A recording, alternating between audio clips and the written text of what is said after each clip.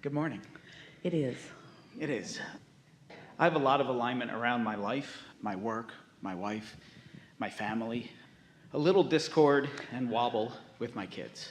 Yeah, because they know they're in charge of their life and everybody else has started behaving the way you want them to.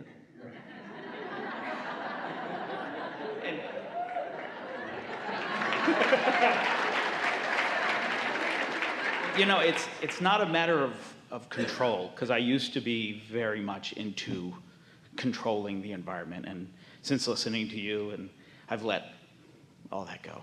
But looking out for the best in them, you know, looking out for, they come to me with their issues. I see the turmoil that they're in middle school, so a lot of going on and changing, and I seem unable to help. Well, they don't realize it, but they're not doing themselves any good favor by getting out of balance and getting momentum going about that, and then coming to you with their expression of discord, and then expecting you to stay in alignment with their desire. In other words, you can't give anyone what you don't have. And so your question is perfect in the way that this gathering is unfolding right now, because the primary understanding that we are wanting to chew on until you can really feel it is, how do you know what you're under the influence of? Because you're always offering a vibration, and that vibration is dovetailing with other momentum, which causes stronger and stronger experiences. So what do we mean by under the influence?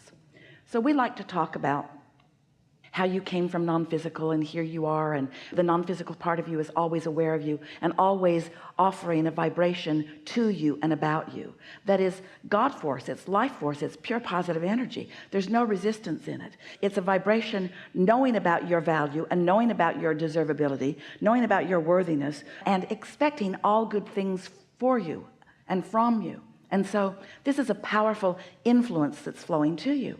But if you're worried about something, so you're offering a vibration that does not allow you to be in vibrational sync with your source energy, then you're just not. And that's why, in fact, the only reason that you feel negative emotion, it's the vibrational variance that causes the chemical releases in your body that produce the effect of negative or positive emotion. And through life experiences, you've come to call those emotions different things, but really it's the simple guidance about more in alignment with who you are or less in alignment with who you are.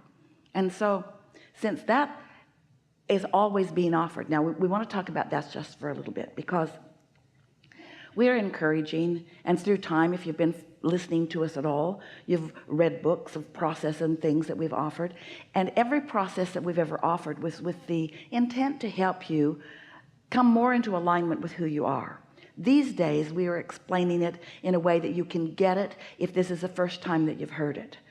You were source energy, you came into this body, the larger part of you remains source energy, and here you are.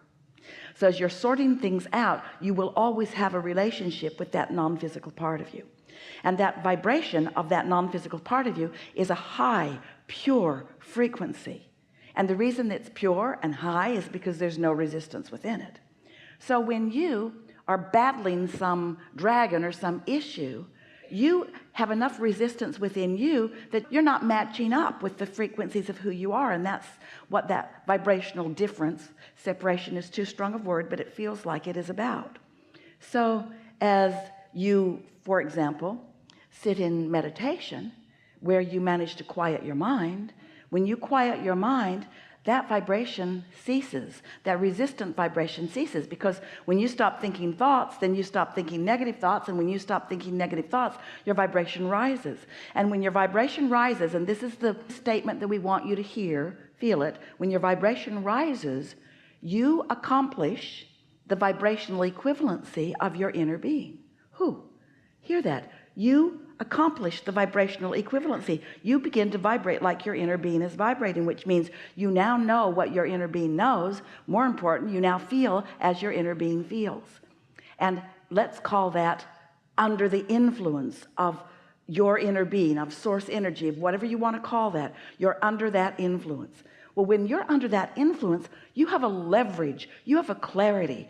We can't even find the appropriate relationship mathematical equation to tell you how much more powerful you are when you are in alignment. One who is in alignment with who they really are is more powerful than millions who are not. That is your leverage. That is where your greatest influence to others is.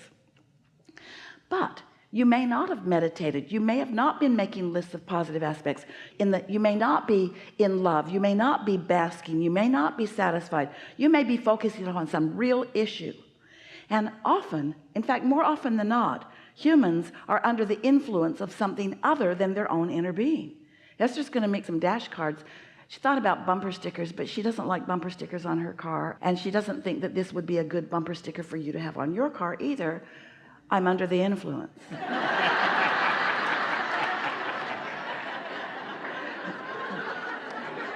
But in reality, you are always under the influence of something, because no matter what vibration you're offering, there is another stream of it out there somewhere, either with source or the disconnected thoughts of disconnected humans. And when you tap into that stream, you are under the influence. And so the question that we want to put to you when you are wanting to guide your children is, you just have to be sure what influence you are under. Are you under the influence of your inner being and their inner being, who really knows who they are? Or are you under the influence of their disconnected moment in time?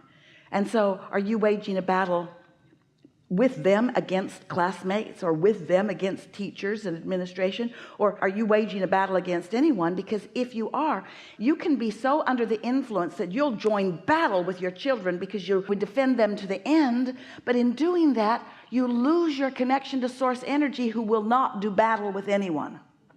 And when you lose that influence, now you're just in the same out there raw and ragged place that they are, doing the best that you can by moving physical things around.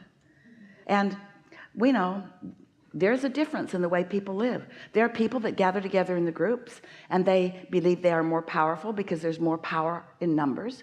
And we will even acknowledge, in the disconnected world, meaning not in alignment with who you are, so you're just playing the game of disconnection only, or primarily. The bigger your disconnected crowd is, it will probably win the battle over the other disconnected crowd that is smaller. And that's what you've sort of come to measure. But almost no one is taking into consideration the clarity and the power and the universal forces and the cooperative components that come into play when you take the time to make sure, before you go into conversation with them, that you are in alignment with who you really are, so that your true universal forces are with you. We're talking about power of influence. Did you get it? And so a way that you may find that helps you know what influence you're under, of course, it's the way you feel. If you're really mad, you're not under the influence of source. But if you're in joy and love and appreciation and optimistic and enthusiasm, if you're looking forward to what's happening with your children rather than all wadded up about what is happening. But it takes some practice, because they have wanted you to get them. That's what you keep doing to each other. I want you to understand me, so I'm really going to lay it out here for you so that you can really understand where I'm coming from.